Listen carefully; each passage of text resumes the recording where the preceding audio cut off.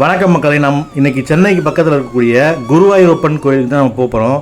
கேரளாவுக்கு போய் நம்ம குருவாயூரப்பனை தரிசனம் பண்ண முடியாத சிலருக்கு இந்த கோயில் வந்து தரிசனம் பண்ணுறதுக்கு ஒரு நல்ல வாய்ப்பாக இருக்கும். இது உங்கள் யூடியூப் பாண்டி சேனலை சப்ஸ்கிரைப் பண்ணிக்கங்க. வாங்க வீடியோக்குள்ளே போகலாம்.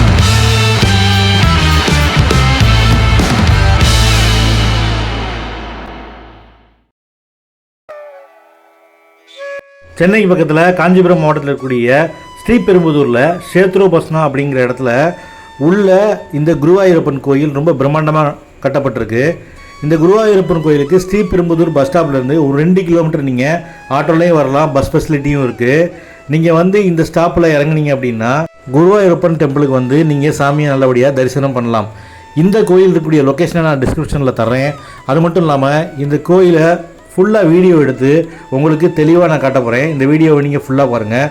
ஸ்ரீபெரும்புதூர்லேருந்து 2 கிலோமீட்டர் தள்ளி கிளாய் ஜங்ஷன் அப்படின்னு ஒரு இடம் இருக்குது. அந்த ஜங்ஷனுக்கு பக்கத்தில் தான் இந்த குருவாயூரப்பன் கோயில் அமைஞ்சிருக்கு. ரொம்ப அமைதியான ஒரு சூழலில் காற்றோட்டமான இடத்துல பார்க்க அழகான குருவாயூரப்பன் கோயில் அங்கே எப்படி இருக்குமோ அதே மாதிரி சென்னையில் இந்த கோயிலை கட்டியிருக்காங்க. இந்த கோயிலுக்குள்ளே என்ட்ராகும் போதே கேரளாவுக்குள்ளே நம்ம ஒரு ஆலயத்துக்குள்ளே என்ட்ராகிற மாதிரியான ஒரு வைப்பு வந்து நமக்கு கொடுக்குது.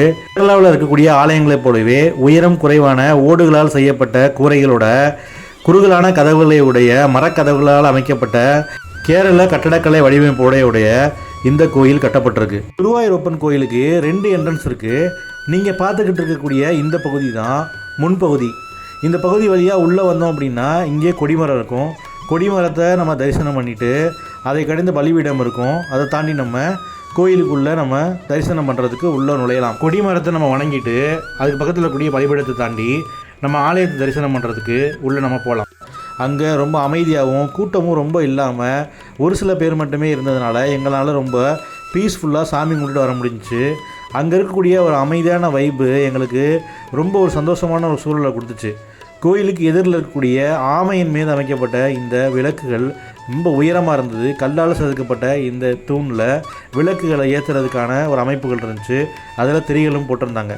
முன்னாடி இருக்கக்கூடிய அந்த கொடிமரத்துக்கு பக்கத்தில் ஒரு குழந்தைக்கு வந்து வாழை இலையில் பாயாசம் அதுக்கப்புறம் அரிசி உணவு இதெல்லாம் வச்சு ஊட்டி விட்டு அந்த குழந்தைக்கு வந்து சாமிக்கு எதிராக ஒரு நடைமுறையை வந்து பின்பற்றிருந்தாங்க.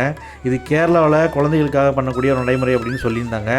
அங்கே இருந்தவங்க ஒரு சில பேர் மலையாளிகள் இந்த நடைமுறையை பின்பற்றினாங்க. கோயிலுக்கு உள்ளே சுற்றி வர்ற இடத்துல இது மாதிரி ஒரு கிணறுக்கு இந்த கிணத்துல இருந்து தான் தண்ணீர் எடுத்து அபிஷேகத்துக்கும் அந்த பிரசாதங்கள் தயார் பண்ணுறதுக்கும் பயன்படுத்துகிறதா சொன்னாங்க. இதுக்குள்ளே போனோம் அப்படின்னா சன்னதி இருக்கும். சாமி சன்னதியை பார்த்து நாங்கள் தரிசனம் பண்ணிக்கிட்டோம். நீங்களும் சாமி கும்பிட்டுக்கோங்க, நல்லா குருவாயூரப்பனை வேண்டிக்கோங்க. நாங்கள் இந்த கோயிலுக்கு சனிக்கிழமை நாங்கள் வந்திருந்தோம். சனிக்கிழமை பெரும்பாலும் பெருமாள் கோயிலுக்கு போகிறது வழக்கம். இந்த கோயிலுக்கு வரணும் அப்படின்னு இந்த வாரம் முடிவு பண்ணதுனால குருவாயூரப்பனை வந்து தரிசனம் பண்ணிவிட்டு குருவாயூரப்பன் சன்னதிக்கு சுற்றி இருக்கக்கூடிய சுற்றுப்பிரகாரத்தில் வந்து அங்கே இருக்கக்கூடிய கடவுளெலாம் தரிசனம் பண்ணிவிட்டு அங்கே ஒரு கிணறு இருந்துச்சு. அந்த கிணறையும் பார்த்துட்டு மறுபடியும் இந்த சன்னதிக்கு எதிரில் இருக்கக்கூடிய ஒரு திண்ணையில் வந்து நாங்கள் அமர்ந்துட்டோம். சாமி கும்பிட்டதுக்கப்புறம் பிரசாதம் கொடுத்தாங்க. பிரசாதமாக சந்தனம் கொடுத்துருந்தாங்க. அதுக்கப்புறம் பூக்கள் கொடுத்துருந்தாங்க. சந்தனத்தை நெத்தியில் வச்சுட்டு பூக்களை நாங்கள் எடுத்துகிட்டு போயிட்டோம் வீட்டுக்கு. கோயிலை சுற்றி இருக்கக்கூடிய சுற்றுப்புறாரம் இந்த மாதிரி தான் இருக்கும். கருங்கல்லாம் செய்யப்பட்ட அந்த சன்னதியில் மேலே சிமெண்டால் வச்சு பூசப்பட்டிருக்கு. சுற்றிலும் வந்து ரொம்ப அழகாக வந்து வடிவமைச்சிருந்தாங்க. கேரளாவில் இருக்கிறது மாதிரியான ஒரு ஒரிஜினலான அந்த தோற்றத்தை இந்த கோயிலில் கொண்டு வந்திருந்தாங்க. ஓடுகள் எல்லாமே நம்ம ஊரில் கிடைக்கக்கூடிய ஓடுகள் வச்சு தான் பதிச்சிருந்தாங்க. அப்படின்னாலும் அந்த கோயிலுடைய லுக்கு வந்து கேரளாவில் இருக்கக்கூடிய குருவாயூரப்பன் கோயிலை அப்படியே பிரதிபலிக்கிற மாதிரி இருந்தது. அது பார்க்குறதுக்கு எங்களுக்கு ரொம்ப சந்தோஷமாக இருந்தது. தரிசனம் முடிச்சுட்டு வெளியில் வரும்போது நீங்கள் அங்கே இருக்கக்கூடிய அலுவலகத்தில் 100 ரூபா பே பண்ணிங்க அப்படின்னா அவங்களுக்கு அபிஷேக பாயாசம் கொடுப்பாங்க. இந்த பாயாசம் இந்த மாதிரி கப்பில் போட்டு கொடுத்துருந்தாங்க. நான் உண்மையை சொல்லணும் அப்படின்னா இந்த மாதிரி ஒரு பிரசாதத்தை நான் சாப்பிட்டதே கிடையாது. இது மாதிரி ஒரு பாயாசத்தை நான் சாப்பிட்டது கிடையாது. இது அரிசியில் செய்யப்பட்ட ஒரு பாயாசம் அப்படின்னு சொல்லியிருந்தாங்க. கேரளாவில் இருக்கக்கூடிய கோவில்களில் கொடுக்கக்கூடிய பிரசாதம் இது மாதிரி தான் இருக்கும் அப்படின்னு சொல்லியிருந்தாங்க. நான் சாப்பிட்டு பார்த்தேன், ரொம்ப நல்லா இருந்தது. நானும் எங்கள் அம்மாவும் சாப்பிட்டு பார்த்தோம். அதுக்கப்புறம் கோயிலுக்கு வெளியில் இது மாதிரி ஒரு பாத்திரத்தில் அவல் தேங்காயால் செய்யப்பட்ட பிரசாதம் இருக்கும். இது வந்து இலவசம்தான். அந்த பாயாசம் மட்டும்தான் வந்து நம்ம காசு கொடுத்து வாங்குற மாதிரி இருக்கும். நமக்கு தேவையான பிரசாதத்தை நம்ம எடுத்து நம்ம சாப்பிட்டுக்கலாம். அதுக்கப்புறம் இங்கே இருக்கக்கூடிய யானை, இந்த யானை மேலே தான் வச்சு சாமியை கோயிலை சுற்றி ஊர்வலம் வருவாங்க அப்படின்னு சொல்லப்பட்டிருந்தது. இந்த கோயிலை சுற்றி பார்த்திங்கன்னா புல் தரைகள் அமைச்சு சுற்றுப்பிரகாரம் வந்து ரொம்ப நல்லா இருந்தது. அதை நாங்கள் சுற்றி வந்தோம். நான் இப்போ நடந்து வந்துகிட்டு இருக்கேன் பாருங்களேன். இந்த கோயிலை சுற்றி இருக்கக்கூடிய அந்த தோற்றத்தை உங்களால் புரிஞ்சுக்க முடியும். கருங்கல்லால் அமைக்கப்பட்ட சுற்றுப்பிரகாரம் பார்க்குறதுக்கே ரொம்ப அழகாக இருந்தது. நீங்களே பாருங்கள், வைட் ஆங்கிளில் நான் ஷாட் எடுத்திருக்கேன். ஒரு எட்ஜில் இருந்து இந்த பக்கம் ஒரு என்ட்ரன்ஸ் இருக்குது. அந்த என்ட்ரன்ஸ் வழியாக உள்ளே ஏறி நடந்து வந்தோம் அப்படின்னா வலது பக்கமாக இடது பக்கமாக போய் இந்த பக்கம் நம்ம வந்துடலாம். இங்கே கொடிமரம் இருக்கும். கொடிமரத்தில் சாமி கும்பிட்டுட்டு அதுக்கப்புறம் பலிபீடம் இருக்கும். அதன் வழியாக நம்ம அந்த சின்ன மரக்கதவுகள் வழியாக உள்ளே போனோம் அப்படின்னா நம்ம உள்ளே போய் குருவாயூரப்பனை தரிசனம் பண்ணலாம். தரிசனம் பண்ணிவிட்டு உள்ளே இருக்கக்கூடிய சின்ன சுற்றுப்பிரகாரத்தை சுற்றி வந்து அந்த கிணறு வழியாக மறுபடியும் வெளியில் வந்தோம் அப்படின்னா இந்த மண்டபத்துக்குள்ளே நம்ம திரும்பி வந்துடலாம். இந்த மண்டபத்துக்கு வந்ததுக்கப்புறம் மண்டபத்துக்கு ரைட் சைடு, உங்களுக்கு ரைட் சைடு அந்த அலுவலகம் இருக்கும். அங்கே போய் பிரசாதத்துக்கான பணத்தை செலுத்திட்டு உங்களுக்கான பிரசாதம், அந்த பாயாசம், அதுக்கப்புறம் நிறையா பிரசாதங்கள் இருக்குது. அதுக்கான விலைப்பட்டியல் அங்கே போட்டிருக்காங்க. அதை நீங்கள் வாங்கி நீங்கள் வீட்டுக்கு பிரசாதமாக எடுத்துகிட்டு போகலாம்.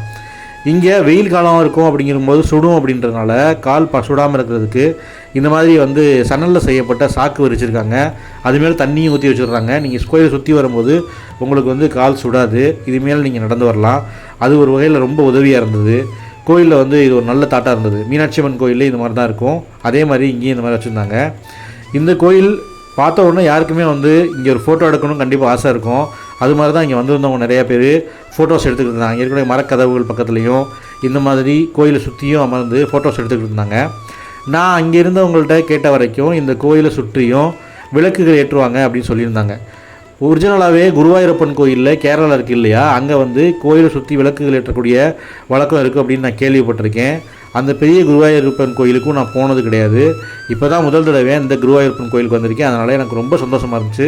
இதை பார்க்குறதுக்கும் எனக்கு ஒரு வித்தியாசமான அனுபவம் இருந்துச்சு. இந்த கோயிலை பார்க்குறதுக்கு நம்ம கருங்கல்லால் செய்யப்பட்ட உயரமான கோயில்கள் தமிழ்நாட்டில் நம்ம பார்த்துருக்கோம். கேரளா கட்டடக்கலையில் பார்க்கக்கூடிய இந்த கோயில் எனக்கு நல்ல ஒரு மன அமைதியை கொடுத்தது. ரொம்ப சந்தோஷமாக இருந்தது இங்கே வந்து சாமி கும்பிட்டது.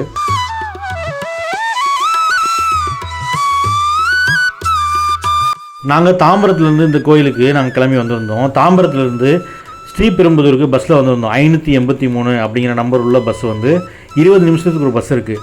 நீங்கள் தாம்பரம் சானிட்டோரியம் பஸ் ஸ்டாப்புக்கு போனீங்க அப்படின்னா அங்கே தான் பஸ் ஆல்ட்டு.